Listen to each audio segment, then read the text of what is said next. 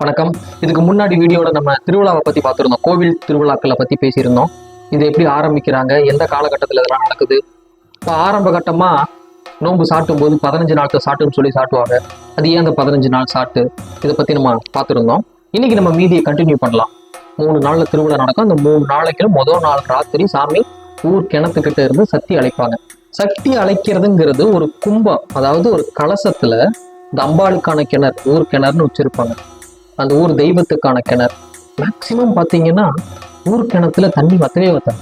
எங்க ஊர் கிணத்துல எவ்வளவு வெய்ய காலமா இருந்தாலும் ஒரு 2 குடம் தண்ணியாவது இருந்துகிட்டே இருக்கும். அதான் இந்த தெய்வத்தினுடைய அருள். இதனுடைய விஞ்ஞானமோ இதனோட சயின்ஸோ நம்மளால புரிஞ்சுக்கவே முடியாது. அந்த ஊர் கிணத்துல இருந்து தண்ணி எடுத்து ஊர்க்காரைகள்லாம் அந்த கிணத்து பக்கத்துல கூடி நல்லா ட்ரம் செட்டு, மாடலும் பாடலும் ஒயிலாட்டமும் கரகாட்டமும் அப்படியே பயங்கரமா இருக்கும். இன்னைக்கு நிறைய ஊர்ல எதுக்குப்பா ட்ரம் செட்டு தேவையில்லாம செலவுப்பட்டு, எதுக்குப்பா உரிமை மேளம் தேவையில்லாம செலவுப்பட்டு, உரிமை மேளம் வச்சாதான் சாமி வருமா அப்படிங்கிற கேள்வி கேட்க ஆரம்பிச்சாங்க. ஆக்சுவலா அந்த உரிமை மேளம் எதுக்கு வைக்கிறாங்க பார்த்தீங்களா? தெய்வத்தை அழைச்சு கூட்டிகிட்டு வர்றது, அதுல ஒரு விஞ்ஞானம் இருக்கு. ஆனா அதுக்கு முன்னாடி ஊர் மக்களுக்கு அந்த ட்ரம் செட்டு வைக்கிறதோ இல்லை உரிமை மேளம் வைக்கும் பொழுதோ இல்லை நாதஸ்வர இசைக்கு வைக்கும் பொழுதோ ஒரு வகையான அதிர்வு அவங்க உடம்புல ஏற்படும். இந்த உரிமையை அந்த உரிமையை அடிக்கும் பொழுது ஒரு வகையான அதிர்வு அலைகள் இந்த உடம்புல ஏற்படும். கேன்சர் பேஷண்ட்ஸுக்கு ஹாஸ்பிட்டல்ல ஹீமோ கொடுப்பாங்க. அது ஒரு வகையான அதிர்வை உடம்புல ஏற்படும். இந்த மாதிரியான அதிர்வுகள் நம்ம உடம்ப பலப்படுத்தும். உடம்பு அப்படியே ஒரு நேர் கோட்ல ஒரு ஸ்ட்ரென்த்தோட நிக்கிற மாதிரி ஒரு சூழ்நிலையை அந்த அதிர்வலைகள் நம்ம உடம்புக்குள்ள உருவாக்கும். அப்போ ஒரு சோகத்திலேயோ ஒரு வேதனையிலையோ இல்லை மன கஷ்டத்திலேயோ மன குழப்பத்திலேயோ அந்த இடத்துல வந்து நிக்கிற மக்களுக்கு அந்த கஷ்டமும் குழப்பமும் தானா மாற ஆரம்பிச்சிடும். இந்த மாதிரியான விஷயங்களை நம்ம கஷ்டமும் குழப்பமும் வரும்போது நார்மலா நம்ம ஃபாலோ பண்ணாலே நமக்கு அந்த மாற்றத்தை அது காமிக்க ஆரம்பிக்கும். இந்த உரிமை மேளத்துல அவ்வளோ விஷயம் இருக்கு, அவ்வளோ எனர்ஜி லெவல் அதுல இருக்கு. அந்த சத்தத்துல அவ்வளோ ஒரு எனர்ஜி இருக்கு. இன்னைக்கு உரிமை மேளத்தை வைக்கிறதுனால நம்மளால அசிங்கம் கரகாட்டம் வைக்கிறோம். கரகாட்டம் அது கரகாட்டமே இல்லை இன்னைக்கெல்லாம். பட் ஆனா அதை வச்சுட்டு போறோம். சாமி சக்தி அழைச்சு ஊருக்குள்ள கூட்டு போகும்போது மக்கள் எண்ணம் மாறுதுங்க. அந்த இடத்துல தெய்வத்து மேல எண்ணம் வைக்காம தவறான எண்ணத்துக்குள்ள ஒரு மக்களுடைய மனநிலை மாறும் பொழுது ஒரு ஊரே அந்த நிலவரத்தில் நிற்கும். சாமியை அழைச்சிக்கிட்டு வரும்பொழுது அது எப்படி இருக்கும்? பக்தி எங்க இருக்கும்? அப்ப அந்த உரிமை மேளத்தை வச்சு அந்த சாமி அழைக்கும் பொழுது அந்த ஊர்ல இருக்கிற எல்லா மக்கள் உடம்புலையும் ஒரு அதிர்வலைகள் உருவாகும்.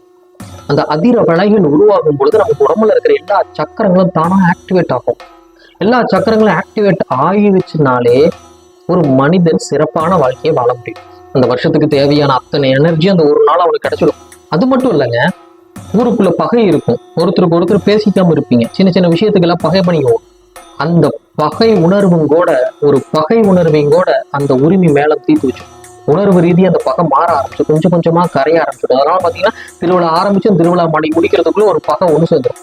அந்த கும்பத்துல மஞ்சள் தண்ணியை ஊற்றி 3 எலுமிச்சம்பழமோ ஒரு 5 எலுமிச்சம்பழமோ ஒரு கணக்குக்கு போட்டு ஊரே ஒண்ணு கூடி பணம் காசு போடுவாங்க உள்ள. ஆக்சுவலா என்னன்னா எல்லாம் இப்ப பணம் நோட்டை போடுறீங்க, 100 ரூபா 500 ரூபா நோட்டை போடுறீங்க. நோட்டு போடக்கூடாது, அதுல ஒரு பிரயோஜனமும் கிடையாது. சில்லற காசு போடணும், உலோகம் உள்ள போடணும்.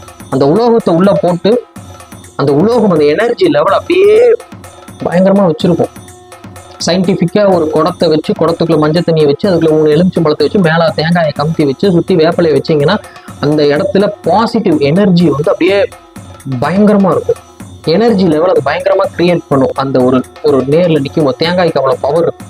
ஸோ அந்த கும்பத்துல இருந்து வச்சு அந்த கும்பத்துக்கு ஒரு பூ மாலையெல்லாம் போட்டு அலங்காரம் பண்ணி தலைமை பூசாரி தூக்கி தலையில வைப்பார். இந்த தலைமை பூசாரிங்கிறவர் வந்து அந்த அம்பாளுக்கு மட்டுமே பூஜை பண்ணிட்டு இருந்தவர். அப்ப அவர் தலையில அதை வைக்கும் பொழுது அந்த உணர்வு அலைகள், அந்த எண்ண அலைகள் எளிமையா அந்த அம்பாள் அந்த தெய்வம் வந்து அவர் மேல உட்கார்ந்து முடியும். அருள் ஆடுறது எப்படி, அது எப்படி தெய்வம் உடம்புக்குள்ள வருது போகுது அப்படிங்கிற விஷயத்துக்கு இன்னொரு வீடியோ நான் வச்சிருக்கேன். கண்டிப்பா சப்ஸ்கிரைப் பண்ணி அதை பாருங்க. ரொம்ப இன்ட்ரெஸ்டிங்கா இருக்கும். அது பயங்கர இன்ட்ரெஸ்டிங்கா இருக்கும். பிறப்பும் சாமி வர்றது இது எல்லாமே ஒரு நேர்ல வரும். மறக்காம அந்த வீடியோவை பாருங்க. சப்ஸ்கிரைப் பண்ணிக்கிங்க, பெல் பட்டனை கிளிக் பண்ணி வச்சுக்கோங்க. இந்த வீடியோ வரும்போது கண்டிப்பா பாருங்க. ஆன்மீகம் செம்ம இன்ட்ரெஸ்டிங், பயங்கர இன்ட்ரெஸ்டிங். அதை உணர ஆரம்பிச்சோம்னா ரொம்ப ஹாப்பியா வாழலாம்.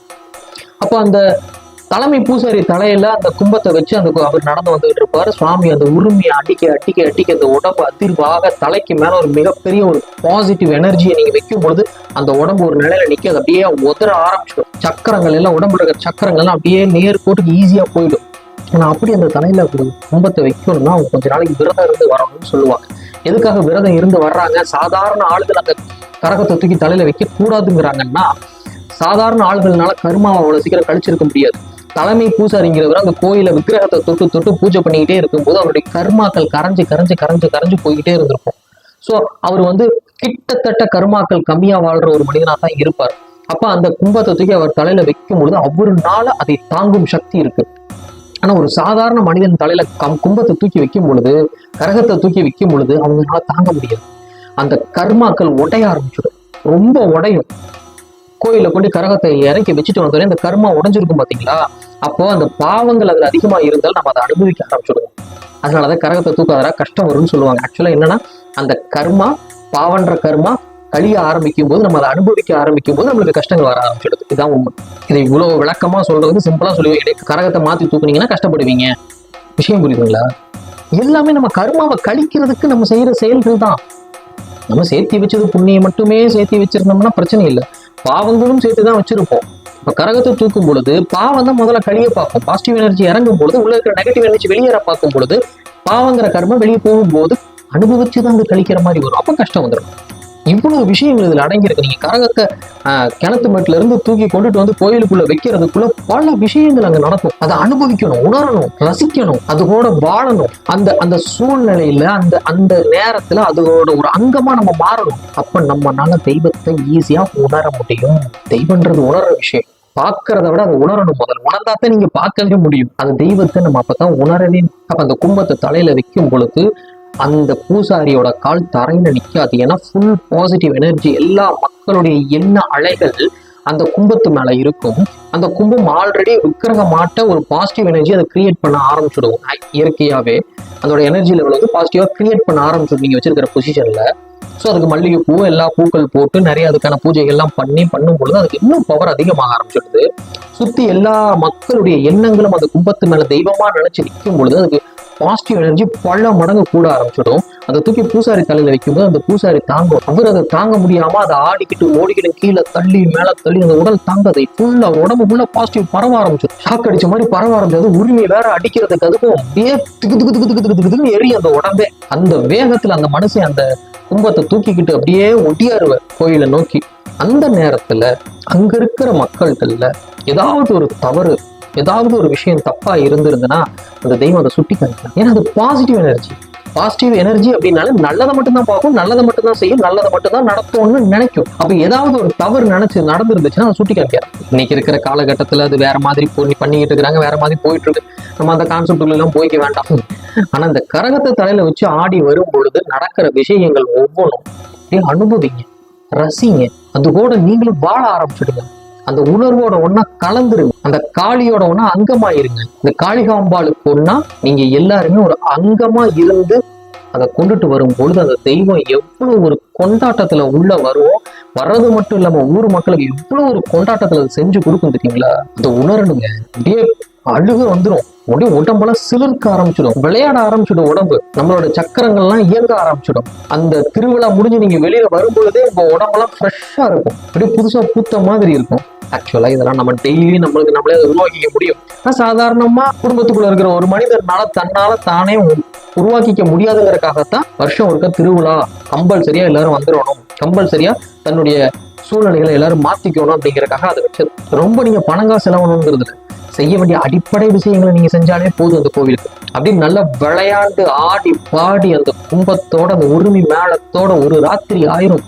அப்படியே சுத்தி வந்து ஊரை சுத்தி வந்து அந்த கோவிலுக்குள்ள வந்து அந்த சாமி உட்காரும் போது வா கிணத்து மேட்டுல இருந்து கும்பம் எடுத்து சாமி ஊருக்குள்ள வந்து அந்த கரகத்தை கொண்டு வந்து கோயிலுக்குள்ள இறக்கி வைக்கிறது விஷயங்களே இவ்வளவு இருக்குன்னா, இன்னும் அக்னி சட்டி எடுக்கிறது, அழகு குத்துறது, சாமி ஊர்வலம் வர்றது, மஞ்சள் நீர் விளையாட்டு, அதுக்கப்புறம் சாமி எந்திரிச்சு கிணத்துக்கு மறுபடியும் போறது, அவ்வளவு இருக்கு.